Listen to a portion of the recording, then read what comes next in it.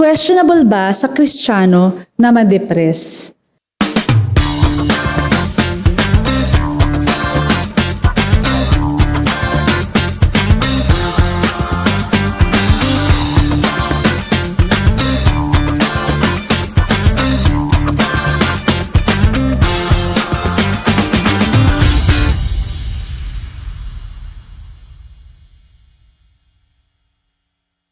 Hello! Kamusta bawat isa? Good to see you again. Praise the Lord. Alam mo, pasensya na, hindi ko man talaga kayo nakikita. Nakikita niyo po kami. Pero hindi po ako sa nagsisinungaling. It's just a common expression of bati. Di ba? Pero salamat po sa patuloy niyo pagsubaybay dito sa Payong Kapatid. Di ba? Tosca, ano ba ating balita Kuya ngayon? Kuya Erwin, dahil po masaya ako ngayon, hindi ako madedepress. Ay, hindi ka madidepress. Opo. Pero speaking of depression, mga kuya, I mean, okay lang po bang pag-usapan natin yung depression? Kasi patungkol po sa ating NGL app, may nagtanong ko tungkol sa depression. Okay. Okay lang bang tanong? So, Sige. Q&A, no? So, ito mga kapatid ang question niya. Hindi mo namin alam kung sino nagtanong, pero kung sino man po kayo, ito na ang inyong question. Sabi ko niya is, questionable ba sa Kristiyano na ma-depress? Kasi may narinig ako na kulang pa ba ang pag-ibig ni Kristo para di ka bumalik sa Kanya kung ang idadahilan mo ay namolested ka, nagka-cancer ka. Naku, kuya, mabigat to. Siyempre, kuya, medyo traumatic yung mga nabanggit niyang mga yung namolested, nagka-cancer. That's no joke, mga kuya, ha? And pwedeng yung ibang tao, yun ang nagiging cause ng kanilang depression. Yung parang, ay na gumising sa umaga, ay na maligo, ay na kumain. Parang wala na. Standstill lang ang mundo. So mga kuya, pero paano kung Kristiyano? Posible po ma-depress ang isang Kristiyano? O baka naman hindi pa talaga siya Christian at kaya siya na-depress? Importante yun kasi Kuya Erwin. Dahil alam nyo, yung minsan yung terminology, hindi naman natin naintindihan. Minsan ginagamit natin. Minsan akala natin pag na-depressed, nalungkot ka lang, depressed ka na. Iba naman parang down lang ang feeling mo, depressed na. Ano ba talaga yung depression? Kailangan pareho muna tayo ng kahulugan para magkaintindihan tayo. Kasi kung may iba kang kahulugan, hindi kami doon nanggagaling. Okay? So ito sabi ng isang definition na binigay ni ChatGPT. Gusto ko lang malakas. Sabi niya, depression is a common and serious mental health condition characterized by persistent feelings of sadness, hopelessness, and a lack of interest or pleasure in activities that were once enjoyable. It affects how a person thinks, feels, and handles daily activities. Here are the key aspects of depression. Para papakita ko lang. Emotional symptoms, persistent sadness, anxiety, or empty mood. Feelings of hopelessness or hopelessness. Di ba? Hopelessness or helplessness. Irritability. Yeah. Feelings of guilt or worthlessness. Now, sa physical naman, changes in appetite or weight. Sleep disturbances, like insomnia or excessive sleeping. Diba? Fatigue or decreased energy. Psychomotor agitation or retardation. Sa cognitive symptoms naman ay difficulty concentrating, making decisions or remembering things, recurrent thoughts of death or suicide. Yan. Ano mga types ng depression? So, iba-iba pa yun, di ba? Ganun ho, madami. Meron tinatawag na major depressive disorder na characterized by severe symptoms that is interfere with daily life. Merong persistent depressive disorder or dysthymia, a chronic form of depression with less severe symptoms that last for at least 2 years. Meron pang time frame, no? And sabi niya, bipolar disorder, characterized by mood swings that include emotional highs, mania or hypomania, and loss, depression. And seasonal affective disorder or SAD, na tinatawag nila, a type of depression that occurs at a specific time of a year or usually in winter. Postpartum depression. Ay, opo, sa mga nanganganak. Meron ganong tinatawag na depression. Anong mga causes? Di ba? Pati mga causes, may biological factors, may psychological factors, at may environmental factors. So obviously, the treatment will differ. Ayun. Now, dito sa question to, ano doon? Di ba? Anong klaseng depression yun? Dumating na ba siya sa pagiging hopeless and helpless? Yan. Dumating na ba siya, na-apekto na yung kanyang, pati yung kanyang physical? Di ba? Kasi dapat sama-sama yun para makonsider mong depression.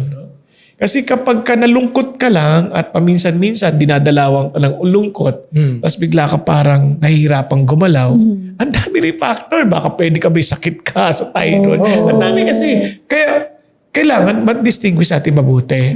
Kaya it's not easy to say, hindi ka Christian kasi ganyan ka Kasi obviously, kung ikaw'y magpapakamatay at hopeless ka and helpless, kailangan makita natin where it is coming from. Di ba? O kung spiritual yon, you feel so guilty on something, then remember God forgave us through Jesus Christ. Kung there's something na hindi ka talaga makakonsentrate, it's hard to convince the person hindi siya depressed.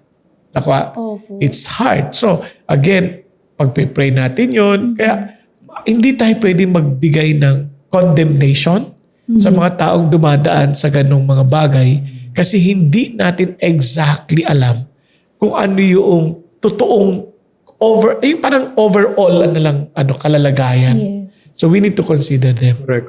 Kaya ang hirap sabihin, depressed ka. Again, baka hindi pa tayo magkapareho ng terminology or understanding sa word. Diba? Pero kung mag-zero in tayo sa pagiging helpless and hopeless, then kailangan mong bumalik kay God. Kasi kung ang issue naman ay pagiging sad, balik din tayo kay Lord. Kasi ang fruit ng Spirit is love, joy, peace, patience, kindness, goodness. Di ba? Yes. So, kaya yun, i-determine na natin lahat yun. Okay, Kasi ang ginagawa natin, typecast natin, meron tayong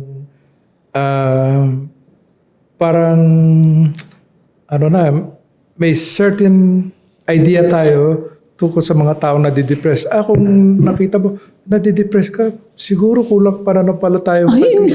Yung mga tao gano'n, lalo madidepress yung mga tao pag gano'n. Sometimes, ang kailangan lang ng mga iba is your presence, maging nasa tabi ka, and a little tap on the back. Gano'n ba? Sabi nga nung si psychologist, si Carl Menninger, sabi niya, if you feel a nervous breakdown coming, what you can do is to get out of the house, lock the door, and find someone whom you can minister to. Wow. Yun. Totoo. Kasi pag nandun ko sa point of depression, minsan iniisip ko na ikaw lang ang nandun na mga ibang tao hindi na-depress tulad mo. Hindi. Pati some Bible characters who went through the process of depression na yun ang sinasabi ni Kuya Bo na wanting to die, gano'n. Sabi nga ni Elijah Lord, enough is enough, take my life. Hindi ba? Parang depression na yun So, it's not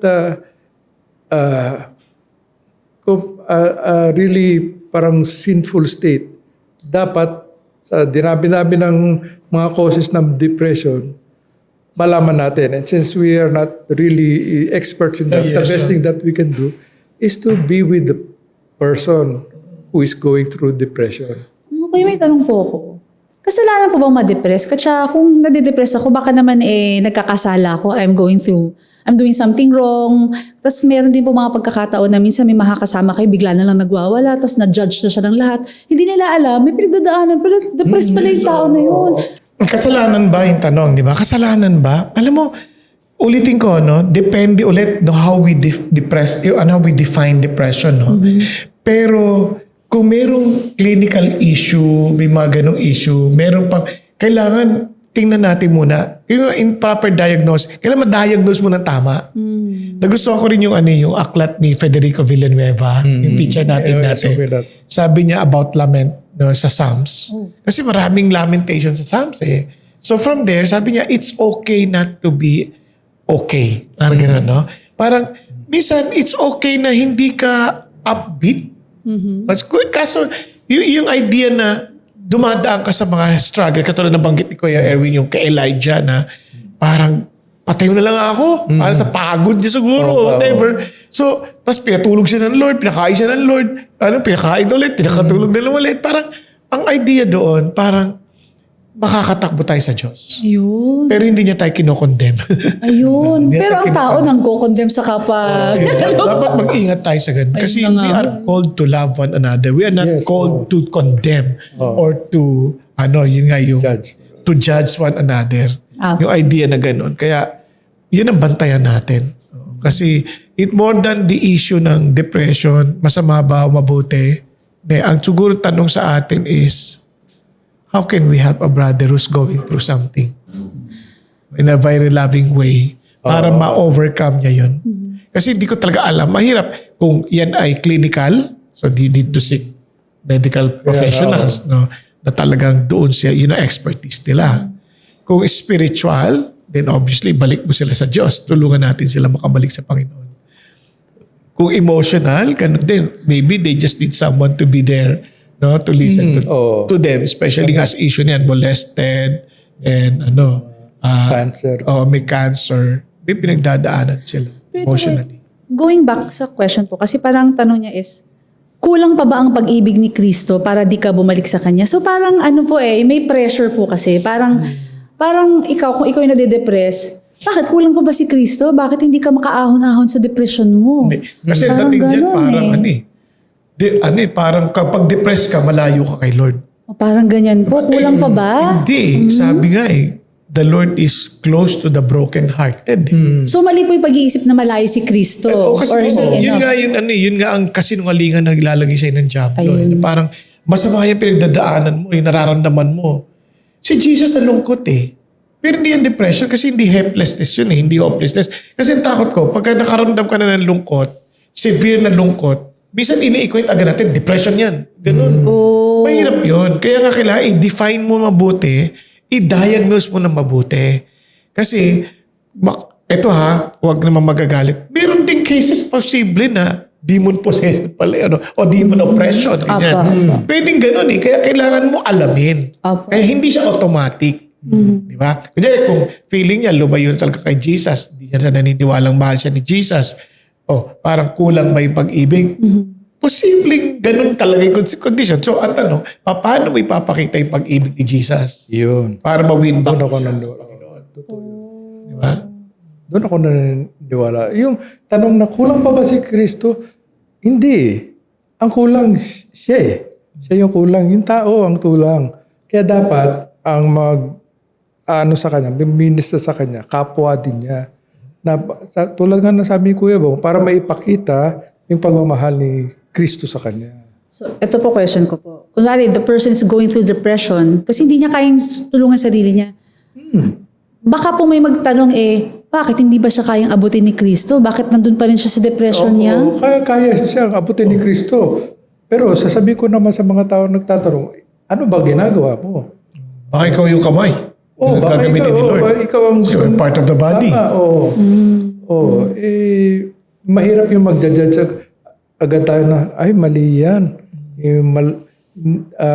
Parang kulang ang ginawa ni Jesucristo sa iyo. Hindi yun There are things that you can say and things you cannot say. Pag tao nadidepress, kunyari may tumawag sa iyo, Kuya Bong, nadidepress ako, gusto ko nang pakamatay. May lubid na ako doon. Ang dapat sabihin wag. Kala ko bakit? Maikli ba yung lubid mo? Ay, grabe Grabe naman. Sasabihin mo, wag mo sasabihin hang in there. Ay, wag. Parang iba yung ibig sabihin. Sasabihin mo lang sa kanya, alam mo, mahal ka ni Kristo, mahalin kita. Pag nawala ka, mamimiss kita. Let him feel that he's part of a family, parang gano'n.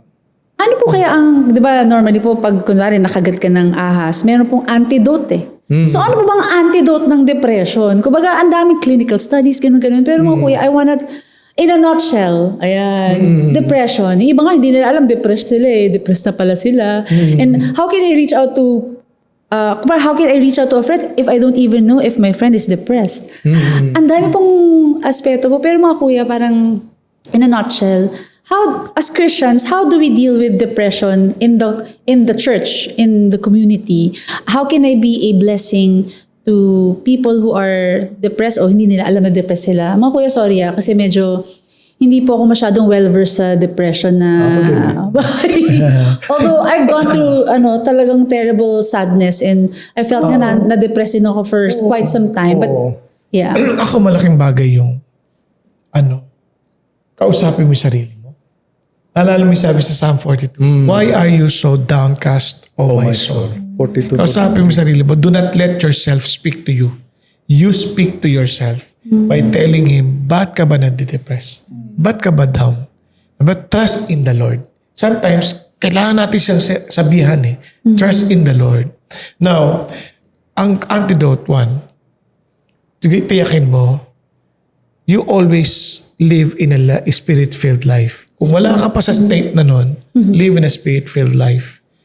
Meditate always on Jesus. Let the word of Christ richly dwell within you, that you may sing psalms. Diba? Admonish one another in psalms. So malaking tulong yun. Always giving thanks to the Lord. So doon pala makita mo na may ang laki ng change na yun. Kasi may kanta ka na, nagpapasalamat ka pa sa Lord. Diba? So malaking bagay yun. So yung richly dwell, allow yourself to be filled with the words of Christ. So crucial din yun. So tapos surround yourself with people na nagmamahal sa'yo, na magbibigay sa'yo ng tamang dose of word of God na hindi ka kinokondemn. Kasi minsan, sobrang too much word na wala sa sarili, parang condemnatory. Ginagamit yung word of God as condemnation. Kaya nga sa Bible, ang daming encouragement. Sabi nga ng teacher namin, yung sa Psalm, ang daming lamentation So, doon makikita, they are open to pour out their hearts to God. So, ganun din ang advice ko, pour out your heart to God. Lord, nalulungkot po ako, hindi ko pala... Kaya para si Jesus, nung nalungkot siya na matindi, sabi niya, kung pwede lang palagpasin mo tong cup na to. Di ba? But not my will, but thy will be done. And so third time, the angels of the Lord ministered to him. Ang laking bagay yun Nag-minister sa kanila. So, ibig sabihin, talaga ibuhos mo yung puso mo sa Diyos and allow the peace of God which surpasses all understanding to keep your heart and mind in Christ. Yun. Sure. Pray. Pray. Pray to God. Continue to pray. And Fellowship. remind mo, yung Bible reading mo. Read your Bible. Kung minsan walang tumitimo sa pag-iisip mo, fellowship. Tapos sa physical side naman, Kuya Irwin, magpa-araw ka. Minsan lack of sunlight, Vitamin D? nakaka-cause din ng Apo. ng kalungkutan. Lack of exercise. Apo. Wala ka kulang ka. Hindi pa napaparaw ako. Hindi lang po halata ko yung napaparaw Lalo ko. yung mga Pilipino, ang dami na didepress. Ay, magpa-araw. Kasi gusto pumuti So, may nagkwento po sa akin na pag winter daw sa ibang bansa, doon daw marami nagpapakamatay. Kasi nga siguro baka yun nga. May yun. May medical Effect, may medical support yan. Ayan. Totoo yan. Kaya kailangan mo rin magpapaaraw, kailangan mo mag-exercise para mag-create ng dopamine, tsaka mga endorphins, mga ganun tipo. Ayan. Pero, mga kuya, balik po tayo dun sa kausapin mo sarili mo. May nakausap po kasi ako na Huwag lang malakas Kinakausap. Hindi ho. Kinakausap yung sarili. Hindi mo niya kinausap sa sarili niya, pero may mga bumubulong daw sa kanya na, gawin mo to, na parang kitilin mo na yung buhay mo, gano'n. So, lang po pasintabi lang ho sa ating mga minor de edad, yan lang po mga kabataan. So, para naman yung kuya, kasi kinuwento talaga ng kaibigan ko, nangyari mo talaga sa kanya. Guli-guli lang ba yun niya? is actually may demonic oppression din. Ayun yun po. Oo, kaya nga, kailangan mo ng word of God because it's the sword of the Spirit. Babasahin ko po yung Bible? Kontrahin yun, no? Ayun. No, let the word of Christ richly dwell within you. Ayun. Kasi yung pang-kontra mo Pang-kontra mo yung katotohanan. Mayroong lies, tapatan mo ng katotohanan. Kaya si Jesus, sabi niya, kung talaga anak ka ng Diyos, gawin mo itong bato, gawin mo tinapay. Sabi ni Lord, man shall not live by bread alone. It is written, man shall not live by bread alone, but with every word that proceeds out of the mouth of God. Opo. Tapos bakit dinala naman siya sa tore? Tumalong ka, using the word of God. Sabi ganun. To sa word of God, he gives his angel concerning you. Diba? And tapos sabi ni Lord, you shall not test the Lord thy God. It is written, you shall not test the Lord thy God. Sa totoo lang, yung kinot ni Satan, kulang. Oh. Kulang Well, tinanggal niya yung 4 Eh, di ba yung form, may condition yun. Preceding verses, may condition. No calamity will come upon your tent, di ba? So, hindi ikaw ang pupunta sa calamity. Protection na kanya kung may darating na calamity. Hindi yung ikaw ang tatalon. Tapos ikaw ang create na sarili mo calamity. Di ba? Ganun ba? Tapos, kaya importante yung word of God din eh. Kasi yung kasinungalingan na bulong na yan, hindi galing sa Diyos. Mga bulong-bulong na. Alam mo na, since kunento mo yan, nangyari yan sa pinsan ng misis ko. Kasi depressed siya, gusto na yung tumalon sa bintana. Oh, no. May bumubulong sa kanya, sige, tumalon ka na. At pag tumalon ka, wala ka na dito, makakaganti ka na rin sa mga taong kaaway Grabe, mo.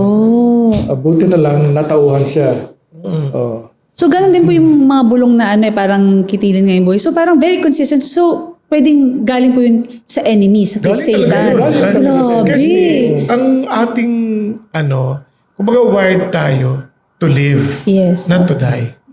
Di ba? Yun ang ating initial reaction is to protect ourselves from harm. Opo. Kaya automatic tayo nagre-react pag may Yes. harm dumarating. To suggest otherwise, alam mo na, oops, it's not from the Lord. So, ito pong tanong ko mga kuya, kasi malapit ko na po ako hinga ng words of encouragement. Kumbaga, normally po, yung mga nade-depress, ang sinasabi nila na, advice sa akin na, bakit naintindihan niyo ba yung pinagdadaanan ko? Hindi niya naintindihan. So, ito pong tanong ko, si Jesus po ba na-depress? Kumbaga, will Jesus really understand what I'm going through? Dumaan din ba si Jesus sa depression? I mean, He's God. He's powerful, but Yes, naranasan niya lahat yan. In fact, sa cross, sinabi niya, sumigaw siya, my God, why have you forsaken me? He felt alone. He was alone, carrying the sins of mankind. Kung hindi pa depression, hindi ko alam kung ano pa ang depression doon. Ayun, naranasan niya kaya sabi ka sa Hebrews, he was in all points tempted. That is why he is able to minister to us. Alam niya, naintindihan niya tayo. But without sin. But without sin. Kaya kung iniisip natin, depression is sin. Parang labo, no? Pero kasi ako kasi nahirapan ako talaga pagka hindi tayo pareho ng definition. Opo, totoo po. Based on what I read, kung yun ang depression, si Jesus, hindi umabot doon. Umabot siya sa kalungkutan, naintindihan niya yun. Kaya alam niya effect ng sin. At na-control niya yun kasi dinala niya kay God. Okay?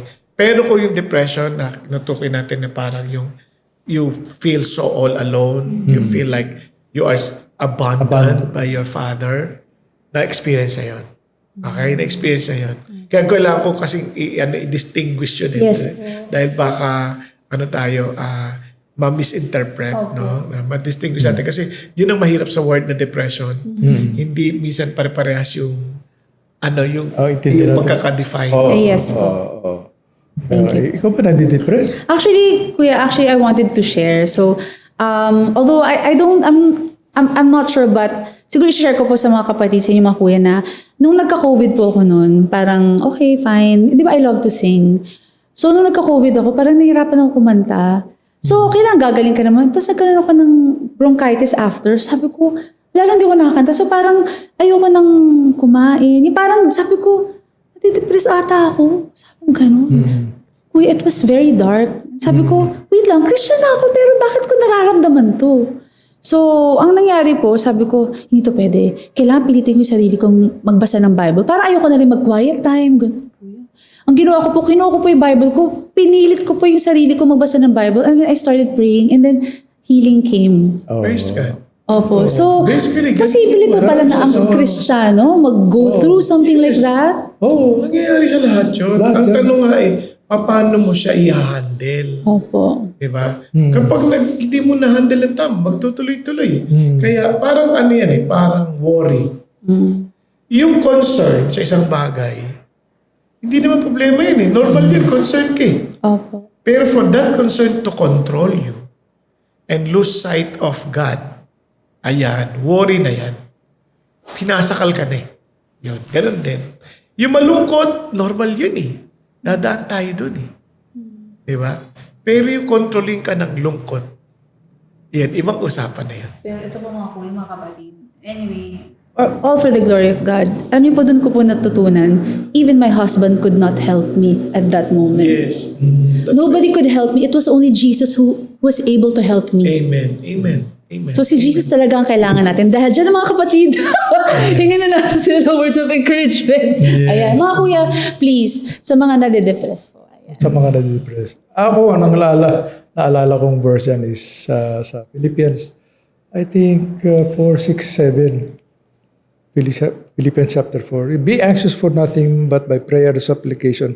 Let your requests be made known, and the peace of God which surpasses understanding will guard your hearts and minds in Christ Jesus. Ibig sabihin, wag tayo mabalisa.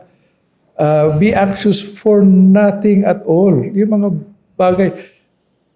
Kung malapit na tayo doon, ang payo ng Bible is, but by prayer and supplication, ipag-pray ninyo. With thanksgiving, ayan ang mahirap siguro sa lahat, but sinasabi sa Bible, there is always something to thank God for. So, with thanksgiving, let your request be made known. Saka nyo sabihin sa Diyos. Alam nyo, masasabi nyo lahat sa Diyos eh. You can be totally honest with God.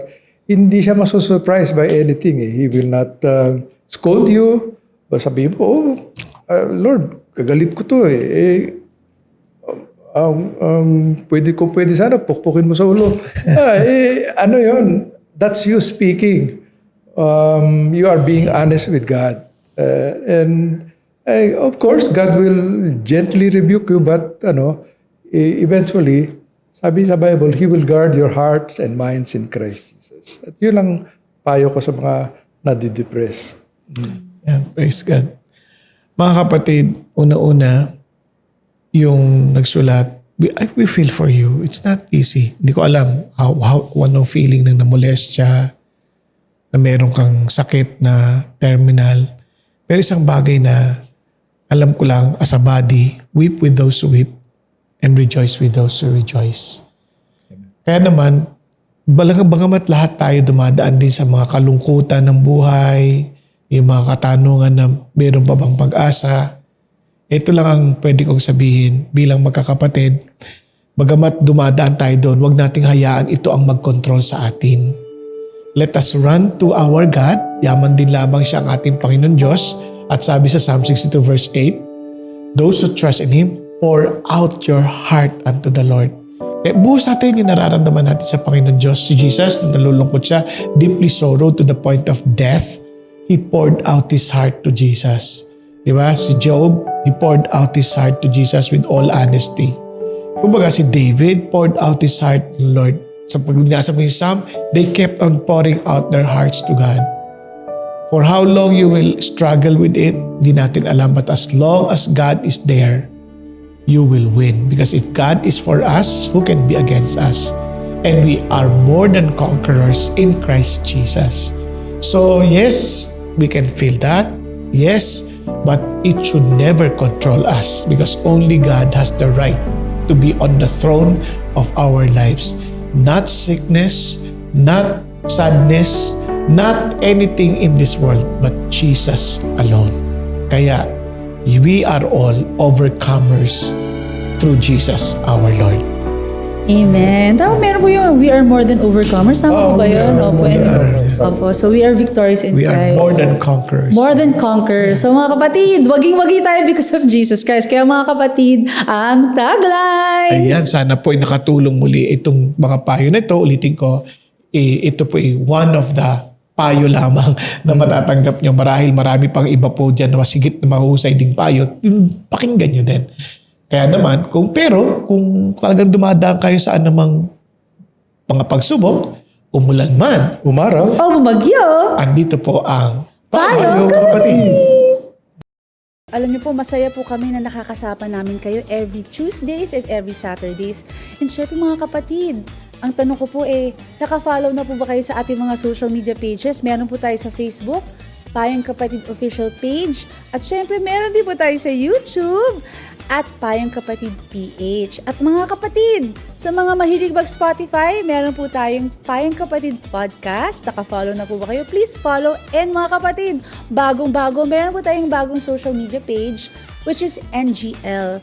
Ano po yung NGL? Ito po ay pwede po kayong magtanong at anonymous. Hindi po namin malalaman kung sino po ang nagtatanong, pero mga kapatid, ito po yung bagong-bago para ma-welcome po natin, marinig po natin ang inyong mga questions kung medyo mahihain tayo.